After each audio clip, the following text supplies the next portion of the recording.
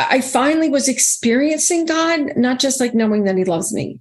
I wasn't like, well, I know God loves me, but I was like, oh, God loves me, like God, I'm loved, I'm worthy, I'm safe. Like, oh my, woo, so it made such a difference that I was like, wow, like, I don't have any, I don't have major fears and anxiety and things like that anymore, because I really believe this relationship with God, like, it's everything I could want and ask for.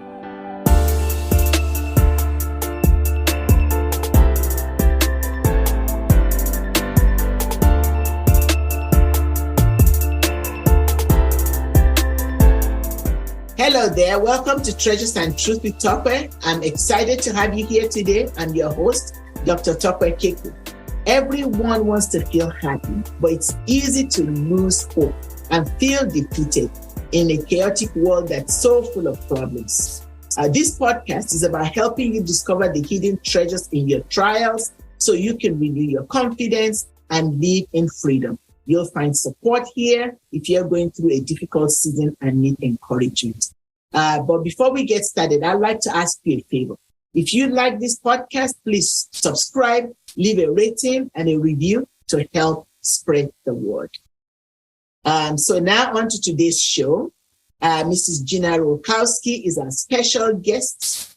She is a Christian trauma coach, and drawing on her own experience of 20 years plus in recovery, she helps abuse survivors to break through the pain and shame of sexual abuse.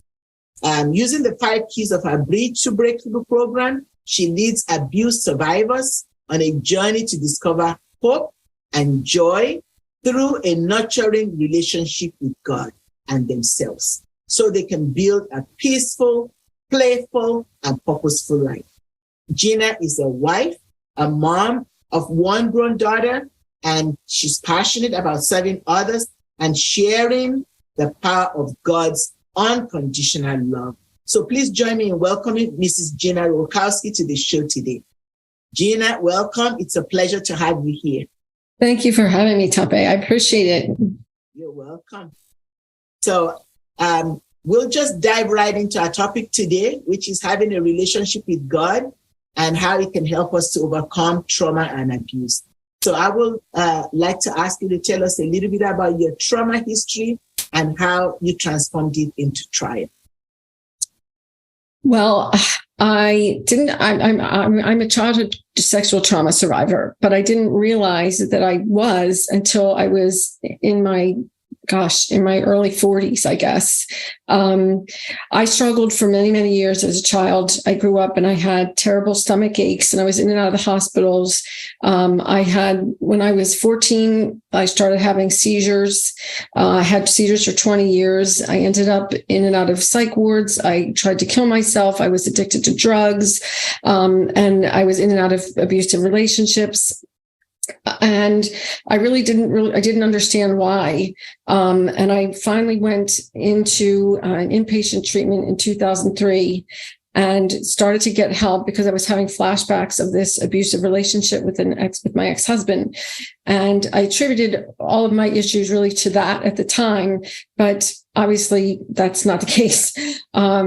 So I went into recovery, went back and got my master's degree and was teaching. And my husband went to Afghanistan, and then I started having flashbacks of being sexually abused as a child. And I was, needless to say, I was just like shocked. And I couldn't believe. I thought, well, I've been in recovery for I forget, maybe it was 7 years or something. And, I'm on my way and isn't this great? And I was still really struggling with feeling like hypervigilant and some other things. And I ended up understanding why my history was so long. Why I was struggling for so long was because of obviously this trauma that really made sense, that helped make sense of most of my life and most of my struggles. I know it sounds strange to say it, but there was a very weird sense of relief to find out that I wasn't crazy, because my biggest fear of my life for so long had been, I'm just crazy. I'm being in and out of psych wards. My mother actually threatened to institutionalize me at one point if I didn't go out and get a job. And of course I struggled with doing that because I was constantly traumatized. I was just traumatized and I didn't know it. So it was a sense of relief of my whole life starting to make sense now, why I've struggled and I'm not just a crazy person. But I went in my journey of recovery.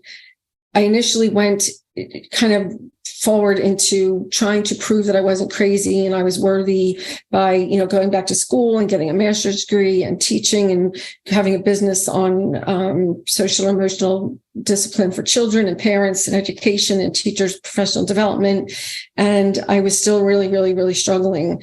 And I believe that it was because of that struggle that forced me to have to take time off, where I actually was able to develop a closer personal relationship with God, because I feel like he took it all away. He was you're not getting the point here. Oh, wow. You're still trying to make yourself worthy and loved and not crazy by going out there and having this career, and it's not working. And so I was, I had to take time off because I was really, really struggling. And eventually, I hired a Christian mentor who helped me I always had a very deep, close personal relationship with God, but I had kind of let that fall to the wayside, and I got involved in, mediums and new age stuff that is demonic. And I know that now. But I ended up really nurturing my relationship with God and spending time with him and doing soaking prayer and learning all about what that is. And I finally found a really good trauma-informed therapist who really helped me, because cognitive behavioral therapy is not going to help trauma survivors. And it really helped. I studied and loved and peaceful, and it was, really a miracle that I think that I felt, I finally saw myself as a fearfully, wonderfully made child of God. And I felt like I wasn't crazy. I was loved, I was safe. And I knew I didn't have to prove myself anymore any other way, because it doesn't matter what my title is or what my history is.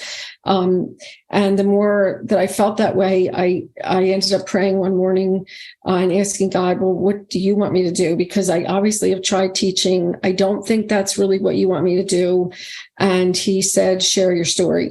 And then I spent some time one morning after I felt the Holy Spirit say, grab your journal. And I was like, okay, I still have the journal right here.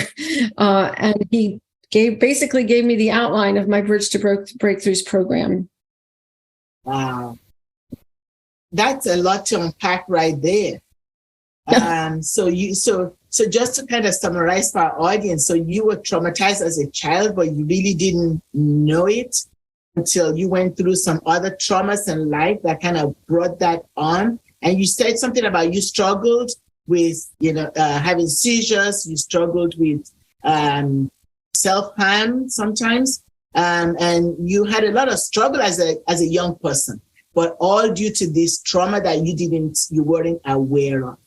And then you got married in the process and you went through some abuse. And so you felt that, maybe that's what's causing all of these problems. And until your husband went to Afghanistan, and then you discovered that, that was not the source. There was more to it. You started having flashbacks. And how old were you when you finally realized that this was due to a childhood?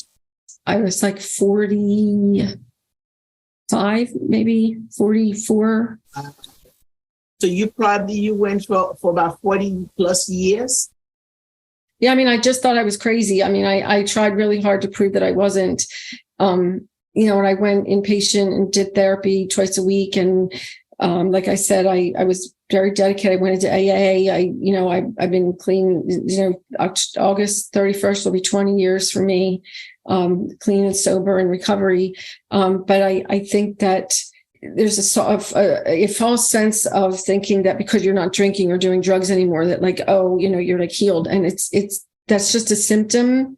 It's just a coping mechanism to deal. And so you'll end up doing something else, which I threw myself into. I'm going to get a master's degree and I'm going to be this super successful professional woman. And I didn't have the skills to do that. I was too traumatized to do that. Because the trauma messed up with your identity. As a child of God, it messed up with you at the core. And so I guess from what I can summarize from what you described is you were trying to find yourself. You were trying to find your way back home. So our true identities as children of God, that's home for each one of us. And whenever anything happens, trauma happens, it takes us away from home. And so then we do all these coping things to try to find our way back home. Right. Absolutely. Very well said. And I think that's the thing that people don't realize is that when you are chronically abused, you lose your sense of identity, you lose your sense of self, you identify as how you're treated. And there's a big difference between being like a war veteran or having a serious car accident or a traumatizing, experience and chronically growing up in a home where you're not safe, you're abused and all of that, because it really impacts. It's actually called complex chronic PTSD. And it does, it actually, what the biggest issue is, it interferes with your sense of self and your sense of worthiness, capability. So you're constantly like, I'm trying to prove you're not crazy, That must be really tough. It's exhausting. It's exhausting. Exhausting. I can understand what you said about, if this is ongoing continuously, is it even worth living? I can see someone saying that if I'm constantly struggling to find myself and to try to prove that I'm not crazy, is this life even worth living? Well, and that's why you end up trying to kill yourself. That's why I ended up suicidal. And, I really think that, my mother told me years ago, if you commit suicide, you die and go to hell. Now, I don't necessarily believe that anymore, but at the time I had taken this bottle of pills and I thought, man, this is a really big risk. Like, I could literally be seconds away from going to hell. Like, I better call somebody. and it's backwards as that is, it was really the fear of that made me like reach out and tell my brother, like, I just swallowed like a bottle of pills. So it's just funny how that kind of works, but it does get to a point where inside of you, you're constantly hypervigilant. You're constantly up all the time because your nervous system is stuck in this fight, flight, freeze, and it's overwhelming and exhausting. And you're like, my life isn't changing or getting better. And it's why I always say that healing from trauma is like learning to ride a bike differently. If you learn how to ride the bike one way, then you're riding along and it's this terrible and it's bumpy and it's awful, that's all But if you can learn to just get back on the bike and have new tools and new ways of riding it, and like, all of a sudden the journey is more smooth and you start seeing like beautiful trees and the flowers and you're like, I actually can stay on it, and you might start to fall off at first when you're learning your new skills and it might feel really scary and off balance, but practice and experience is what helps heal trauma. And that's why I think having a relationship with God is absolutely crucial to healing from trauma, because it provides practice and experience in a safe, unconditionally loving place.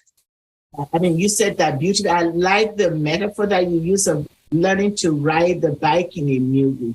So that then leads me to ask the question, how has your relationship with God helped you to heal? Well, I believe 100% that without my relationship with God, I would probably be dead. I would probably have just killed myself by now. When like I said earlier, when everything was taken away, when I wasn't being hired anymore, I was let go, I had to move, there was all these things that were like taken away. I had a really great therapist, because I ended up moving from Florida to Delaware, gosh, 11 years ago or something like that. And at the time I was like, no, I knew that I had to stop everything and like really focus on this healing. And, there was no job to go to anymore. There was no like, there was really like, I would get up and there was not much, there was nothing else but like trying to like heal. And I was struggling because I still didn't even have a good therapist up here. It was terrible. My journey of trying to find a good therapist. And finally, that kind of late, my only option left, as crazy as it says to say this, I was thinking of this in the ocean yesterday. I was down at the shore and I was like, to say like my only option was to turn to God, like when you think about that, like God is our unconditionally loving Father. He loves us more than anything. He gives us all the things that we need, this peace, the joy, the hope, blah, blah. And to go, well, like all I had was God, it's like so dumb, but it really was. I turned to him because I had nothing else. Didn't have the job. I didn't have the business. I was like, and I couldn't believe how much all those things that I had done really distracted me and took me away from having a relationship with God. And it was the relationship I had with God that I know healed my seizures. But as soon as I was like, oh, I don't have seizures anymore and I'm not crazy, it was like, oh, back to work, go get a job, get a career, blah, blah, blah, and God was like, no. And I was like, no, I did, yes, and so I really, when nothing else was there for me, but God, and I turned to that, I couldn't believe, I actually had my therapist and people who were in my trauma group at the time said to me, what are you doing differently? And I was like, oh, you're never going to like, I hired this Christian mentor and, I've been doing this soaking prayer. And what I realized? I said, like everything's going to be okay no matter what. And they were like, there's this marked change in you. And I was like, yeah, like the soaking prayers and my time with God, like I finally was experiencing God, not just like knowing that he loves me. I wasn't like, well, I know God loves me, but I was like, oh, God loves me, like God, I'm loved, I'm worthy, I'm safe. Like, oh my, woo, so it made such a difference that I was like, wow, like I don't have any, I don't have major fears and anxiety and things like that anymore because I really believe this relationship with God, like it's everything I could want and ask for.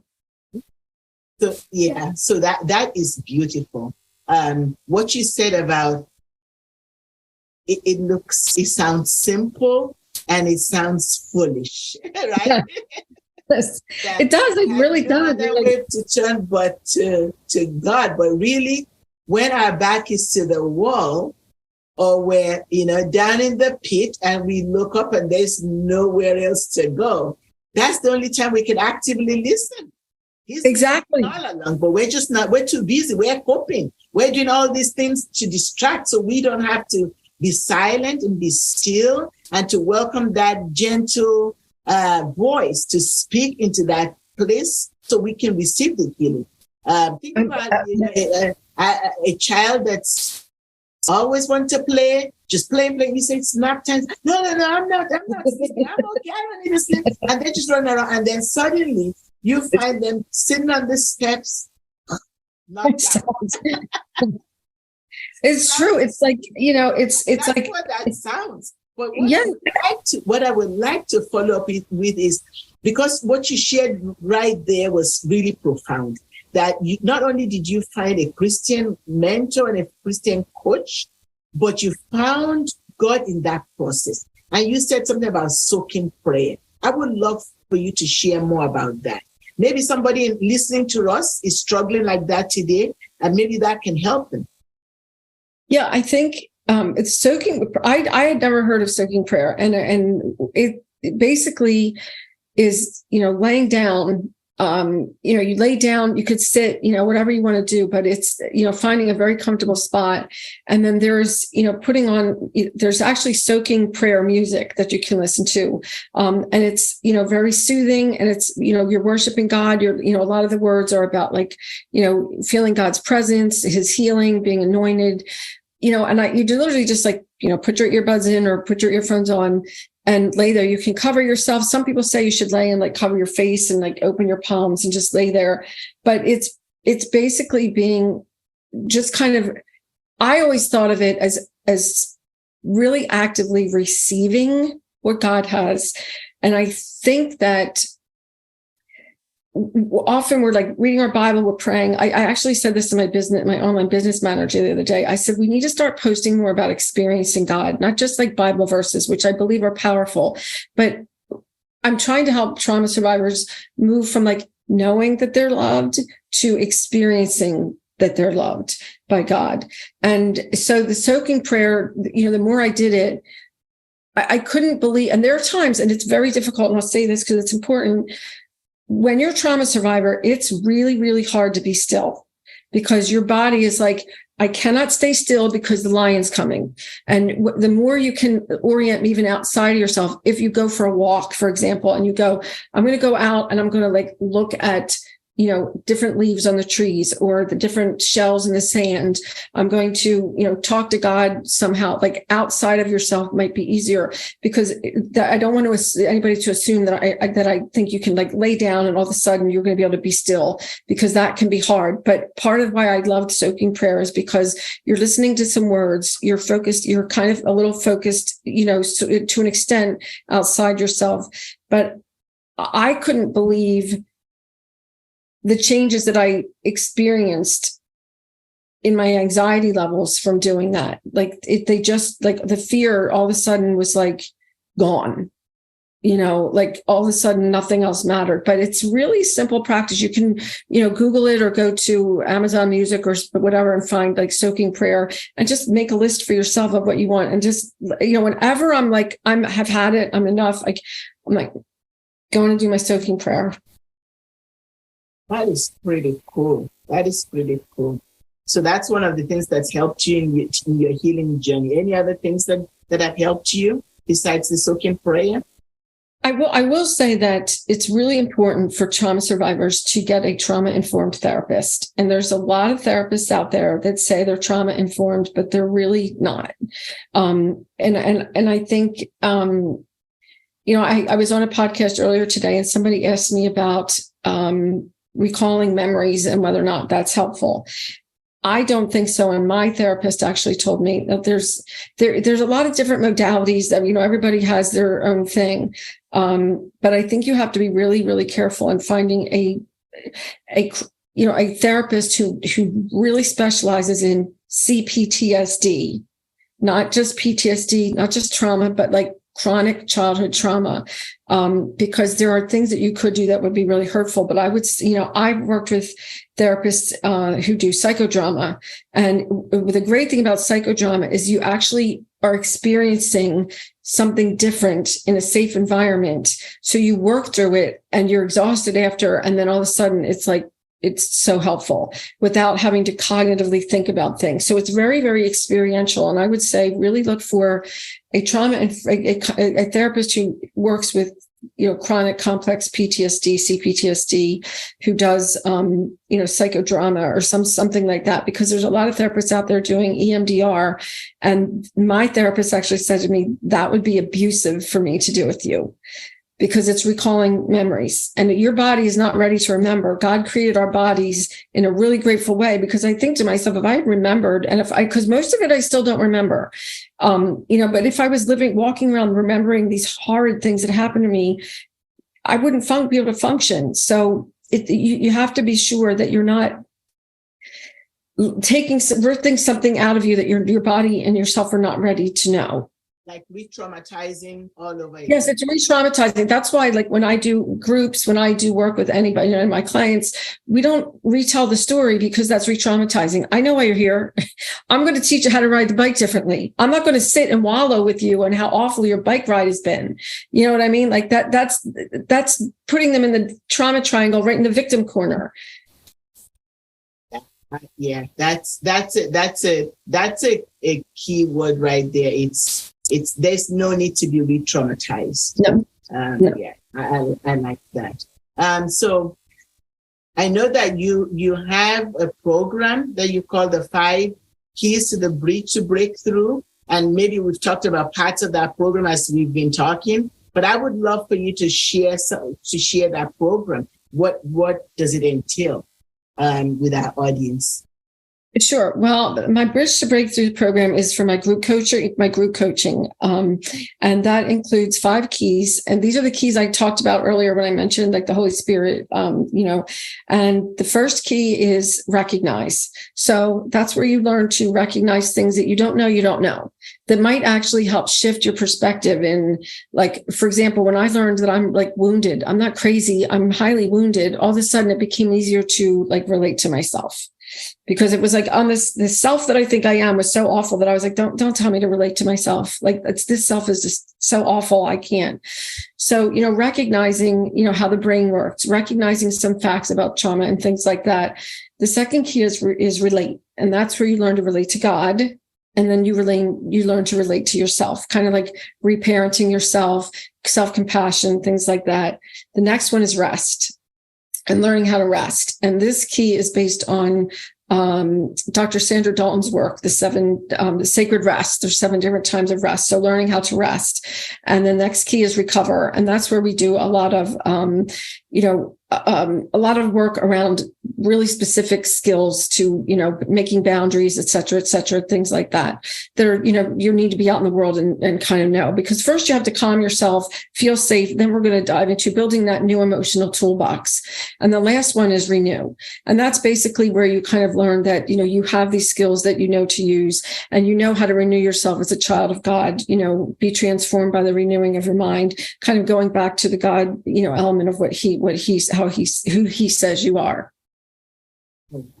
That's so you use that 5 keys program with just your coaching clients. Yes, that's the program that I use for my group coaching. If I do one-on-one coaching, it's always elements of that, but it's based on specifically like maybe where are you? Maybe you kind of have this idea of something, but you don't really have this relationship with God. So it's more, it's kind of more a little bit geared towards that. And my membership has meditations, worksheets, devotionals, trainings, a whole plethora of like resources that are growing for like books and other resources that you can have. And they're all based kind of on the keys, but I don't necessarily break them down into those keys. They're kind of part of it. There's like meditations on certain keys and things like that, but it's all kind of enmeshed into the one membership. So we may talk about one key one time, another. Okay, so in the membership you have all these tools. You have a toolbox that as people join your membership, they will have, depending on what they need. It can be customized to them. They can have access to whatever they need for that moment. So it's not right. There's like monthly devotions, monthly meditations. There's a self-paced course. There's a mini course. So there's whatever it is that they need. And then obviously the support of me coming on like once a month live so that they feel this, connection to someone human. Yeah. I mean, I think that's a much needed program because like you said, you didn't have the advantage of that and you had to go through 40 plus years of just pure torture and agony. And so to have a safe place where people can feel seen, feel known and feel heard and validated for who they are as children of God, and then supported in their healing journey. Wow. I think that's a great program.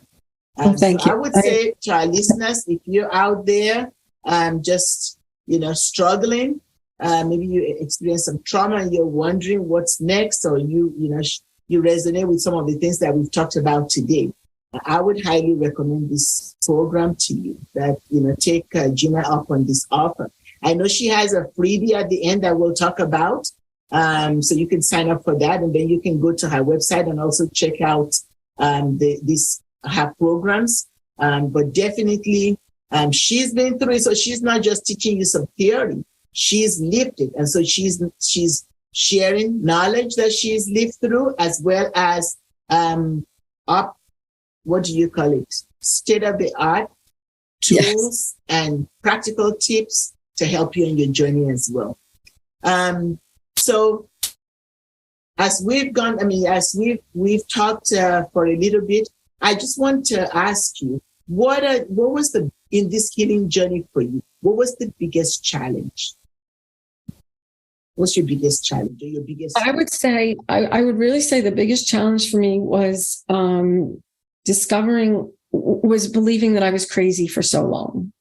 I lived, most of my life desperately trying to prove that I wasn't crazy, believing that I was.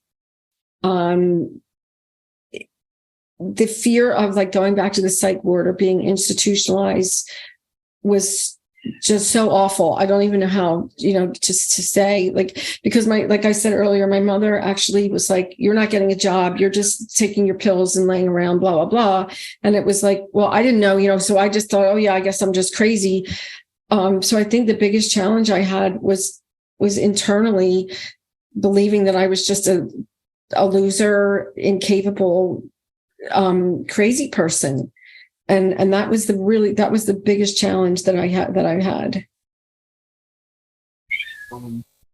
If our listeners could see you, they will see that you're a beautiful woman, a beautiful child of God inside and out. You radiate His glory, you radiate His love and joy. It just comes through.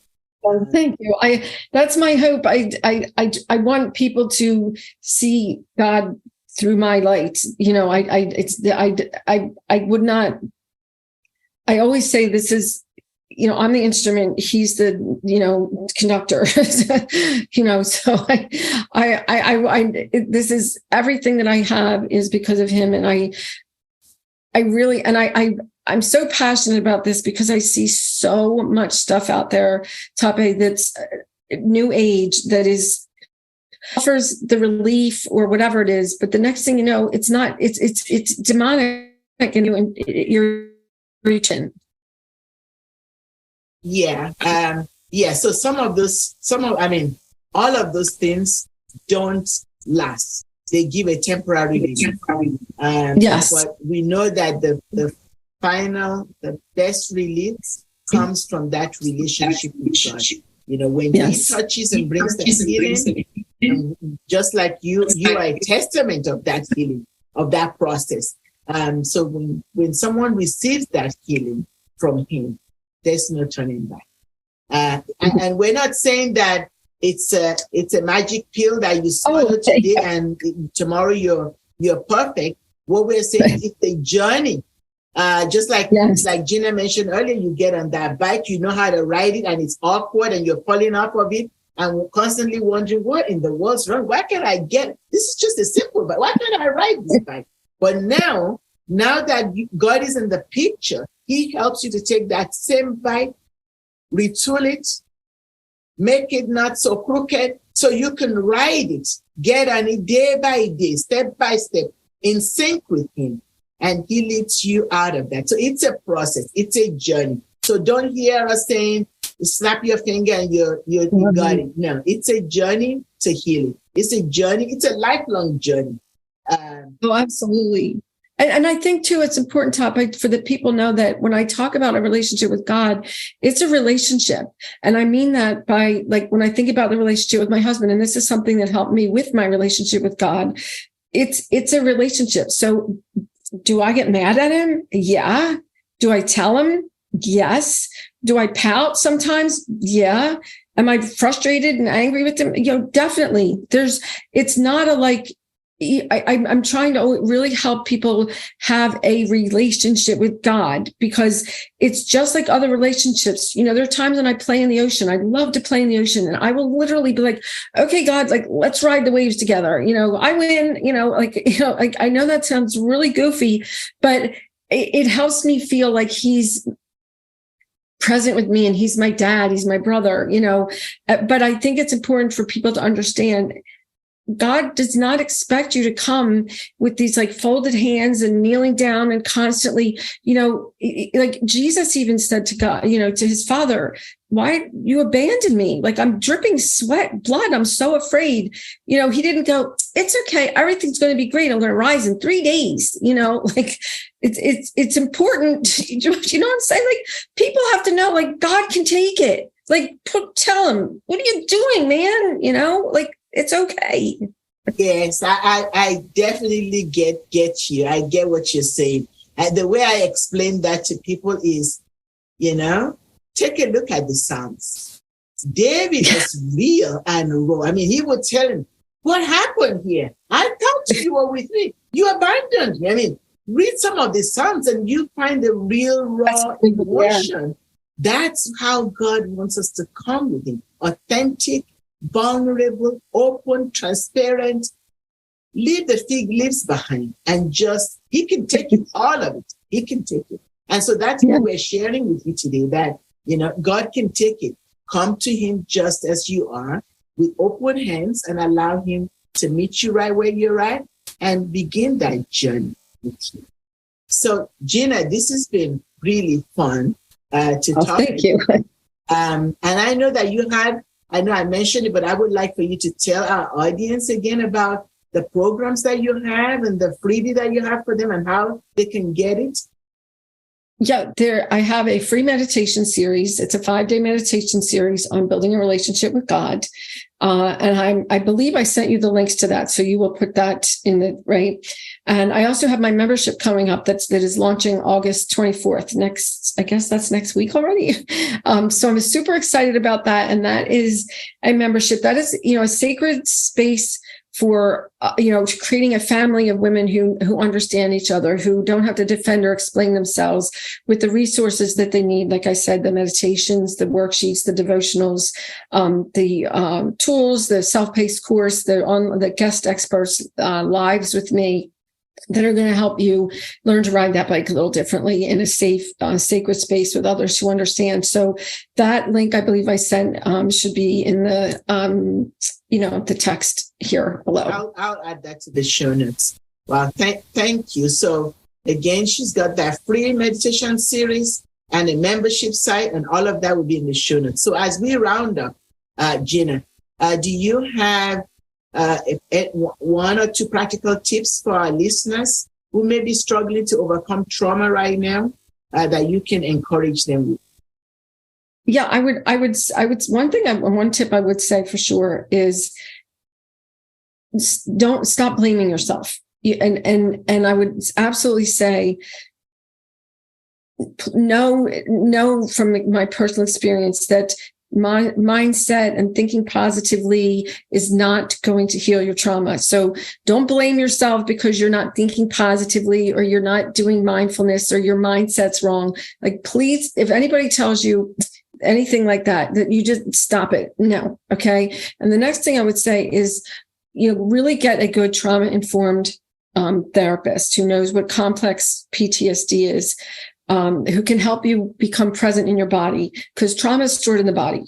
So I would say, learning to be present in your body. And if that's difficult, learning to be present, just look at the outside world. What are 5 things I hear when I get upset? 3 things I can, 4 things that I can just smell, taste, touch, go down the line of that. That will really help you stay present, because when you're feeling traumatized, your body's hijacked to whatever year the trauma took place and whatever that time. So you want to just do what you can to stay present. Yeah. So to summarize that, your tip for them is to not blame themselves. That positive thing, I'm not getting positive, forget about that. Stay present. And if you can't be present, go in nature and just, do the 5 senses and just try to connect with yourself as much as possible, without putting pressure on yourself. Right. Yeah. And well, thank you, Gina, for thank you for having me today. So thank you for sharing your story. And friend, I would like to thank you as well for being here on Treasures and Truth with Tope. I hope Gina's story of overcoming the shame of abuse and finding joy and hope in God inspires you to tap into your own treasures in your trials. Again, remember to sign up for Gina's free meditation series and also join her membership site. I'll have all of this for you in the show notes at hiddentreasuresandriches.com. So again, Please subscribe, leave a rating and a review to help spread the word about this podcast. Thank you. And remember, God has answers. Whether you have a relationship issue at home or at work or any other crisis or challenges, God has answers. God bless you. Until next time, take care.